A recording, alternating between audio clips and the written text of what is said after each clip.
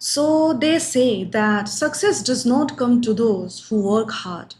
Contrary to popular belief, success उनके पास नहीं आती है जो हार्ड वर्क करते हैं.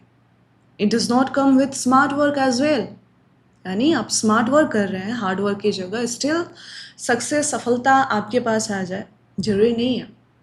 देन सफलता सक्सेस की जो देवी है वो कैसे कैसे मिलेगी आपको. So this quote says that it comes when you start enjoying the process. यानी कि आप किसी मकाम पे पहुंचने के जगह पे फिक्सेटेड होने के बजाय जब आप एक प्रोसेस को उस वहाँ तक पहुँचने के लिए जो जो स्टेपिंग स्टोन्स रिक्वायर्ड है जो जो स्टेप्स रिक्वायर्ड है उनको इंजॉय करते हुए करना शुरू कर देते हैं, देन ये सक्सेस जो है, ये सफलता जो है, आप उस तक पहुँचते हैं या फिर थ्रू लॉ ऑफ अट्रैक्शन आप उसको अपने तरफ अट्रैक्ट करते हैं.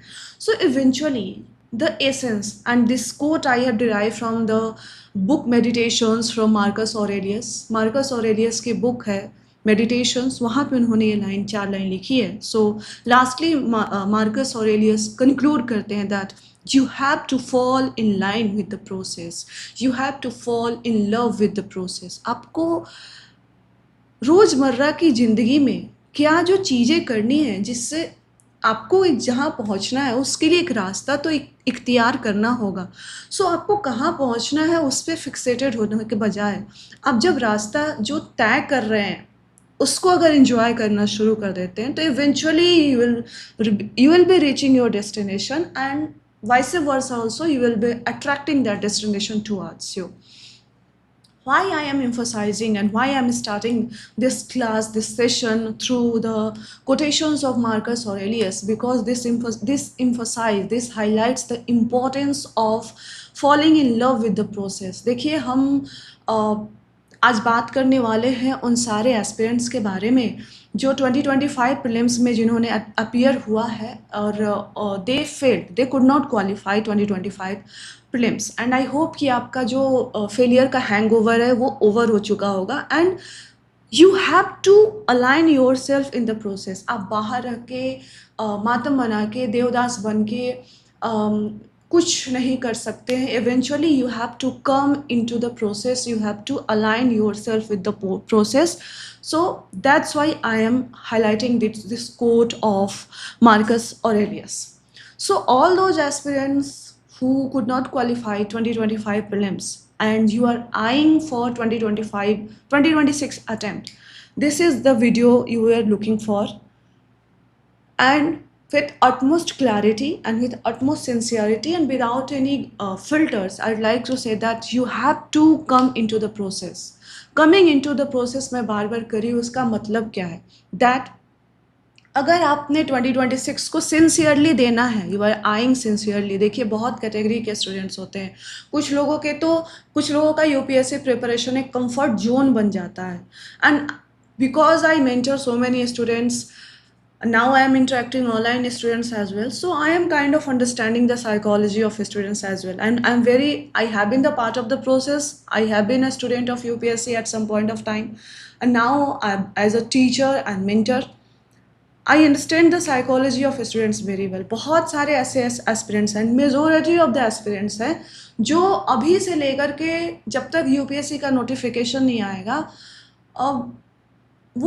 वो इस फील्ड में तो रहेंगे, वो इस फील्ड में रहेंगे कि yes I am preparing for UPSC, but actually उनका जो प्रिपरेशन है, एक्चुअली जो ग्राउंड पे कुछ काम कर रहे हैं कि नहीं कर रहे हैं, ये मक्खी कहाँ से आ गई. एनीवेज, एक्चुअली वो ग्राउंड पे कुछ काम कर रहे हैं कि नहीं कर रहे, कुछ नहीं कर रहे होंगे, just they are taking the feel of preparation. और फरवरी में जब नोटिफिकेशन आएगा देन वो थोड़ा पैनिक मोड में आएंगे, और मार्च मिड अप्रैल आते आते वो अपने माइंड में गिव अप कर चुके होंगे. वो माइंड में गिव अप कर चुके होंगे, और दिल्ली में अगर रह कर के प्रिपरेशन कर रहे हैं तो वो माइंड मेकअप कर चुके होंगे कि ओके आई लीव दिल्ली. उनको उस समय दुनिया बहुत ही बेरंग, बहुत ही बर्बाद, बहुत ही तबाह लग रही होगी. और जैसे उनको पता है कि उन्होंने एग्ज़ाम की कुछ तैयारी नहीं की है, बट एग्ज़ाम दे करके आएंगे तो they will wait for result कि कहीं कुछ मिराकल हो जाएगा और रिजल्ट आएगा. देन वो रिजल्ट ना होने की जो फीलिंग है वो भी लेंगे. एक सिंसियर अटेम्प्ट जब ग्रीव करता है, उस एक सिंसियर अटेम्प्ट ने पूरे साल मेहनत की है, पूरे साल वो प्रोसेस में रहा है, उसको पूरा हक है कि वो 10 दिन, 7 दिन, 12 दिन अपने आप को दे सकता है, क्योंकि उसने मेहनत की है और उसको पूरा हक है अपने फेल होने की भी फीलिंग लेने का। बट ये बहुत कम लोग होते हैं जो एक्चुअली इसको डिज़र्व करते हैं। बाकी सारे जो लोग होते हैं वो सिर्फ माहौल बना रहे होते हैं, पहले तो प्रिपरेशन का, उसके बाद फिर एग्ज़ाम नहीं हुआ तो उसके ग्रीफ का, एंड इवेंचुअली उनका कुछ नहीं होता है। सो अगर आप मुझ में से कोई एक हैं तो मैं कहूँगी कि why to waste your precious time, just see something else, this exam is anyway very uncertain। और अगर आप सिंसियर हैं और आप sincerely understanding the complexities of and understand uncertainty of this exam, उसके बाद भी आप 2026 के अटेम्प्ट को एक होल हार्टेड प्रिपरेशन करके देना चाहते हैं, तो आपको प्रोसेस में आना पड़ेगा। And what is meant by coming into the process, process होता है आपके लिए, प्रोसेस का मतलब है कि एग्ज़ाम की जो साइकिल है उसके हिसाब से अपने आप को ढालना। जैसे सीजन के हिसाब से हम अपने आप को ढालते हैं, हमारे हाव भाव, कपड़े, इवन सोना उठना भी उस हिसाब से हो जाता है। सर्दियों में सर्दियों के कपड़े, गर्मियों में गर्मियों के कपड़े, अकॉर्डिंगली हम सीजन को चेंज करते हैं। इन द सेम वे आपको खुद को एग्ज़ाम की साइकिल के अनुसार चेंज करना है। जब मेंस चल रहा हो, जब मेंस का टाइम हो, इरेस्पेक्टिव ऑफ द फैक्ट कि आप मेंस लिख रहे हैं या नहीं लिख रहे हैं, आपको मेंस की तैयारी करनी है, आपको आंसर लिखना है।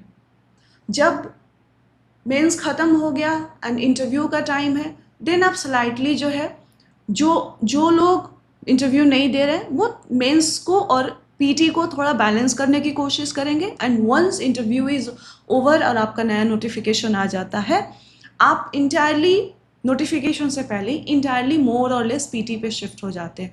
So this is the process, this is the process. और इसके हिसाब से आपको अपने आप को अलाइन करना होगा इफ़ यू वांट टू एक होल हार्टेड प्रिपरेशन करना चाहते हैं तो। अदरवाइज आप फील लेते रहिए, राइट? फील लेने वाले कैंडिडेट्स की तादाद बहुत ज़्यादा है। सो अगर आप 2026 के लिए सिंसियरली प्रिपेयर कर रहे हैं, आपको अभी मेंस की तैयारी करनी ही होगी। आप मान लीजिए कि अगर 2025 का प्रीलिम्स हो जाता, फिर आप क्या करते? आपकी तैयारी कितनी भी है उस सब्जेक्ट के लिए, आपको आंसर लिखना ही पड़ता। आप अपनी जान लगा देते, क्योंकि it is once in a lifetime opportunity. तो अगर इसी तैयारी पे आप आंसर तब भी लिखना, आपको लिखना पड़ता, देन ये मत सोचिए, अपने प्रिपरेशन को कभी रोमांटिसाइज करने की कोशिश मत कीजिए, और ये मत सोचिए कि कोई आइडियल प्रिपरेशन होगा। आइडियल जैसी कोई बात नहीं होती है, राइट? चांद में भी दाग है, आपके प्रिपरेशन में भी कमी हमेशा रहेगी। सो इस एक रेशनल माइंडसेट के साथ, एक रियल टच स्टोन के साथ जब आप प्रिपरेशन करते हैं, आप जहाँ भी हैं, आपने अगर प्रीलिम्स 2025 दिया है और या फिर 6 महीने हो गए आपको तैयारी करते हुए, कोचिंग लेते हुए, मटेरियल्स पढ़ते हुए, you should start writing answer. देखिए, ये सोचना, ये कहना कि कंटेंट नहीं है, पेन उठाता हूँ तो कुछ समझ नहीं पाता हूँ, ये सब एक तरह से माइंड का एक्सक्यूज़ है। मैं इसका सॉल्यूशन भी दूंगी। आप फ़र्ज़ कीजिए ना कि अगर आपका 2025 प्रीलिम्स हो जाता तो आप कैसे लिखते आंसर? आपको लिखना तो पड़ता। इवेंचुअली 80 दिन में पूरा मेंस के सिलेबस को एक बार आपको करना ही पड़ता। इवेंचुअली मेंस हो या ना हो, that is different thing, but आपको करना तो पड़ता। आपको टेसेस भी करनी पड़ती, आंसर भी लिखने पड़ते, सारे पेपर्स करने होते। तो अगर नहीं हुआ प्रीलिम्स, देन अब ये एक्सक्यूज़ क्यों आ रहा है कि मेंस में आंसर मैं तब लिखूंगा जब मेरी एकदम से आइडियल प्रिपरेशन होगी, पेन उठाता हूँ तो कुछ समझ नहीं पाता हूँ। आपको पेन उठाना पड़ेगा। देखिए, जब आप जिम जाते हैं पहली दफ़ा, आपसे 1 केजी के डंबल, मुझे याद है जब मैं पहली बार जिम गई थी और ट्रेनर ने मुझसे 1 केजी के डंबल से चेस्ट प्रेस कराया था, और मुझे ऐसा लग रहा था कि मेरे ऊपर सिर्फ 2 केजी थे और वो पहाड़ लग रहा था। आज मैं काइंड ऑफ 50 प्लस से चेस्ट प्रेस करती हूँ। और रेप रेंज मेरा हाई होता है, I can go even beyond that. But anyway, coming back, मैं ये क्यों कंटेक्स्ट दे रही हूँ, क्योंकि बिगिनिंग आप जब करेंगे एक दिन तो कहीं ना कहीं से आपको स्टार्ट करना होगा। आपने अपने माइंड को ट्रेन ही नहीं किया है कि वो आंसर लिखने के बारे में भी सोच सके, वो सेंटेंस फॉर्मुलेट करने के बारे में भी सोच सके, वो इंट्रोडक्शन, बॉडी एंड कंक्लूजन के फॉर्मेट के बारे में भी सोच सके। तो आपको पेन एंड पेपर लेकर बैठना होगा, आपको लिखना होगा। देखिए ये आप मैं ये क्यों कहूँ कि आप एक हफ्ते में कर लेंगे, आप एक दिन में 4-5 आंसर अटेम्प्ट तो कीजिए, 5वें आंसर तक आपका माइंड कुछ ना कुछ सोचना शुरू कर देगा। And don't I for perfection कि मुझे एकदम से बेस्ट आंसर लिखना है। Until and unless you right your worst, आप जब तक अपना सबसे खराब आंसर नहीं लिखेंगे, आप अपने गुड बेस्ट आंसर तक नहीं पहुंच सकते। आपको जो भी इंस्टीट्यूट्स के पोर्टल पे जो कहीं भी टॉपर्स की जो कॉपीज आपको दिखाई जाती है, that is their best copy. उनकी भी वर्स्ट कॉपीज होती है जो कभी नहीं आती बाहर, बट उनकी बेस्ट कॉपीज आ रही हैं। बट वो बेस्ट तक पहुंचे कैसे? क्योंकि उन्होंने कभी अपना वर्स्ट लिखा था। सो आपको ये झिझक हटाते हुए कि आई कुड नॉट थिंक, आप सोच नहीं पा रहे क्योंकि आपने कभी सोचने की कोशिश नहीं की। आप लिख नहीं पा रहे क्योंकि आपने लिखने की कभी कोशिश नहीं की। आप एक आइडियल वर्ल्ड में रोमांटिसाइज कर रहे हैं प्रिपरेशन को कि once I am done with the preparation then I will start writing. ऐसा कभी नहीं होता। If you are 6 month into preparation, चाहे आप ऑनलाइन ले रहे हैं ऑफलाइन ले रहे हैं, 6 महीने हो गए प्रेप करते हुए, स्टार्ट राइटिंग आंसर। बिकॉज आपको माइंड को भी ट्रेन करना है ना कि कैसे सोचना है। पहले दिन वो एक कुछ कम सोचेगा, नेक्स्ट 3-4-5 आंसर तक पहुंचते पहुंचते आपको लगे कि यस मेरा माइंड सोच रहा है। तो आपको प्रोसेस में फॉल करना ही होगा। आपको अगर पहुंचना है कि मेरा आंसर बेस्ट आंसर हो और 2026 की मैं टॉपर बनूं, या कि मैं टॉपर बनूं और मेरी भी आंसर जो है वो स्टूडेंट्स के पास जाए, तो you have to fall in the process, you have to fall in love with the process. आपको एक एक आंसर करके इम्प्रूव करना होगा। विजन आपके पास है कि आप बेस्ट क्या है, बट बेस्ट को देखते नहीं रहना। आपको पता है कि मुझे पहुंचना कहाँ है, बट इस पहुंचने का एक रास्ता भी है, राइट? तो जब वो रास्ता आपको पता है तो आपको रास्ता तय करना है, और रास्ता को तय करने पे फोकस करना है, ना कि जस्ट एक्सक्यूजेस देना है। और ये बातें बहुत हार्श लग रही होंगी कुछ एस्पिरेंट्स को, बट मैं यहाँ पे सिर्फ बाबू शोना करने तो आई नहीं हूँ। I have to give you the reality check. So आपको आंसर लिखना ही होगा, there is no other way. कोशिश ये करनी है कि नवंबर तक, सी वीयर्स कितने अच्छी बात है, there is lot of time. जून में खड़े हैं हम, मान लीजिए आप 25 जून से भी स्टार्ट करते हैं, जुलाई, अगस्त, सितंबर, अक्टूबर, नवंबर, we have 5 months to go. देखिए दिसंबर, 1 जनवरी के बाद थोड़ा सा सुध लेंगे स्टूडेंट्स फॉर प्रीलिम्स। नवंबर तक अगर आपने मेंस पे फोकस कर दिया अपनी, देखिए 5 महीने में अगर एक दिन में 2-2 आंसर भी लिखते हैं, आप ऑलमोस्ट 300 से 400 आंसर लिख चुके होंगे। आपकी कितनी अच्छी स्किल डेवलप हो जाएगी आपको नहीं पता है। इट्स जस्ट देखिए कहीं ना कहीं से स्टार्ट हम सब करते हैं। अगर आधे केजी की डंबल कभी बहुत हेवी लगती है और कभी 60 केजीज 80 केजीज बहुत इजी लगती है, जस्ट बिकॉज हमने टाइम के साथ हम उस चीज़ पे कमिटेड रहे। हम ऑब्सेस नहीं होगा कि मुझे एक दिन में बॉडी बना लेनी है। हमने कहा इट विल टेक टाइम, जो स्ट्रेंथ है दैट विल टेक टाइम, और हम कमिटेड रहे, धीरे धीरे हमारा स्टेमिना बढ़ता गया। Same goes for your answer writing as well. आप गंदा नहीं लिखेंगे, आप अच्छा कैसे लिखेंगे? देखिए जो खूबसूरती का रास्ता है ना, वो भी कहीं ना कहीं गंदगी से होकर गुजरता है। तो अगर आप पेपर पे खूबसूरती लाना चाहते हैं तो उसके पहले आपको बहुत सारी जो गंदगी है वो पेपर पे निकालनी होगी। एक ब्यूटीफुल स्केच बनाने से पहले 1000 बार इंसान जो है वो बहुत ही, हर बार कहीं ना कहीं कुछ ना कुछ छूटता है। एक फाइनल टेक लेने से पहले 1000 टेक लिए जाते हैं।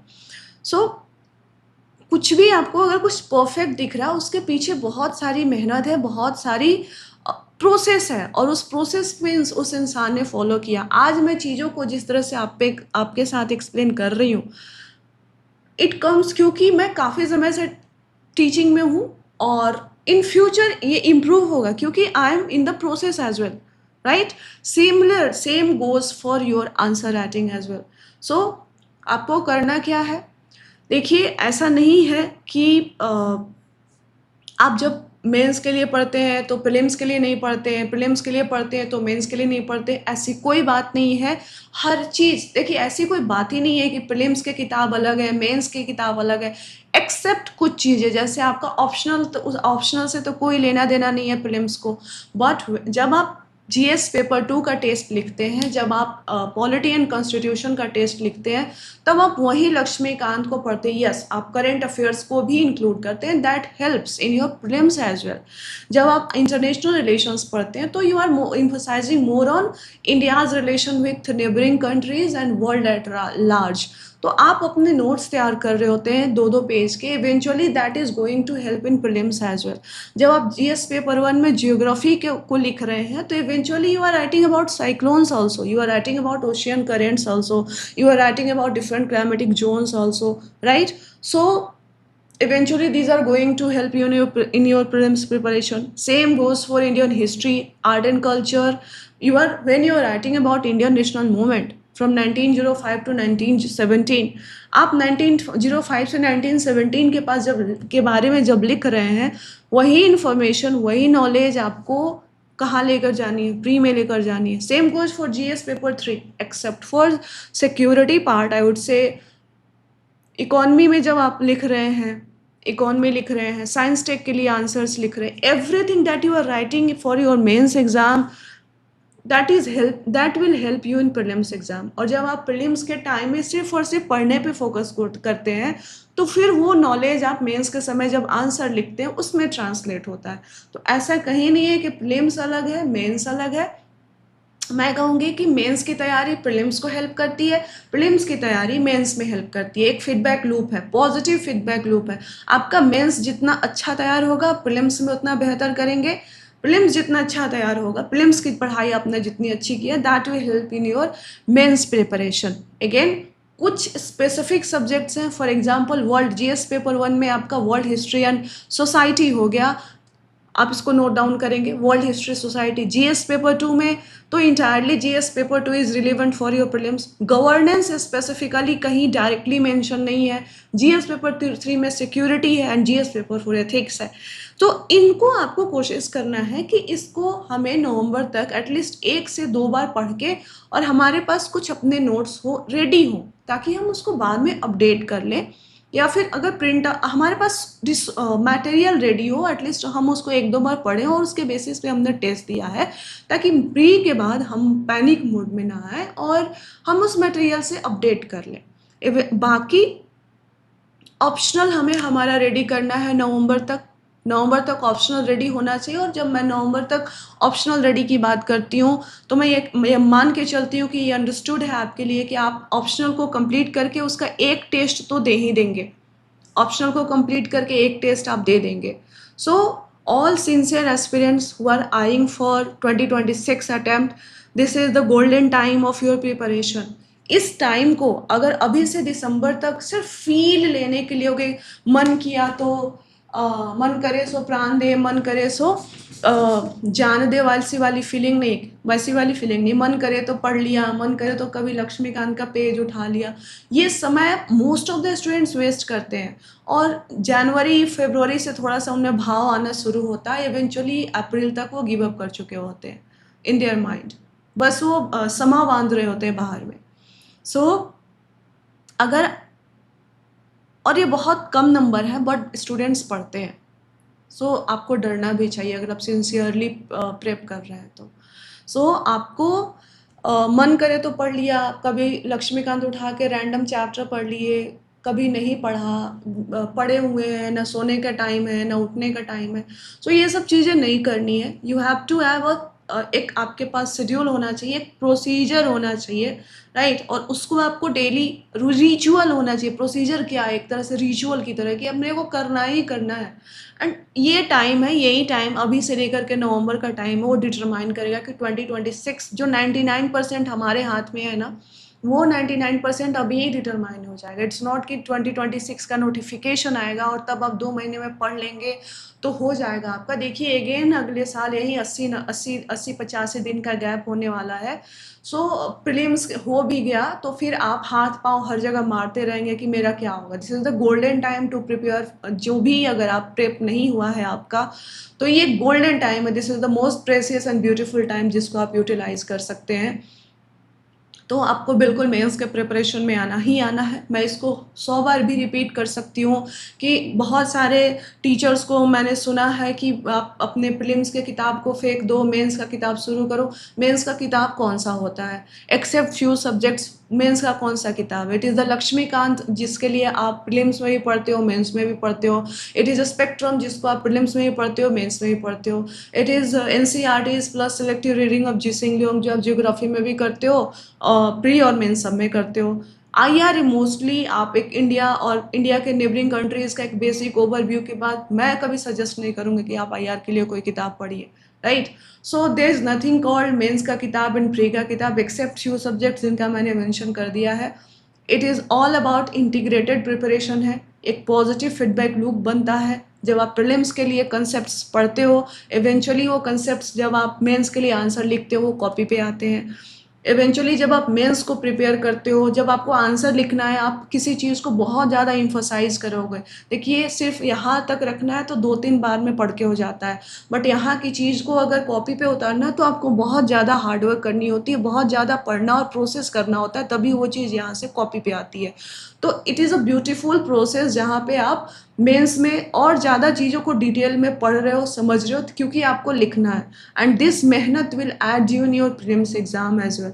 सो on this note, 2025 2026 aspirants, अगर आप सिंसियर इनफ हैं तो this is the golden time for prepare, अपने आप को प्रिपेयर करने का। नवंबर तक आपको बाकी सारी चीज़ें पीटी सॉरी मेंस की टेस्ट सीरीज, मेंस की आंसर राइटिंग करके, ऑप्शनल की आंसर राइटिंग करके आपको रेडी रहना है। और एस्से के लिए डरना नहीं है। एस्से कुछ ऐसी बात नहीं है, जैसे जैसे आपकी कोई भी पहले एस्से नहीं लिखने बैठता, पहले GS के आंसर। आप जब 150 वर्ड्स नहीं लिख पा रहे तो आप 1000 वर्ड कहाँ लिखेंगे? लेकिन जैसे जैसे आप GS के आंसर राइटिंग में कंफर्टेबल होंगे वैसे वैसे आपका एस्से में भी कॉन्फिडेंस बिल्ड होता जाएगा। तो just start writing. Syllabus PYQ और आपका जो पेन और पेपर होना चाहिए, इसका संगम है पूरा ये प्रिपरेशन। और अगर ये आप नहीं कर रहे हैं तो just you are taking feel, आप बस फील ले रहे हैं प्रिपरेशन का, nothing else. Thank you very much.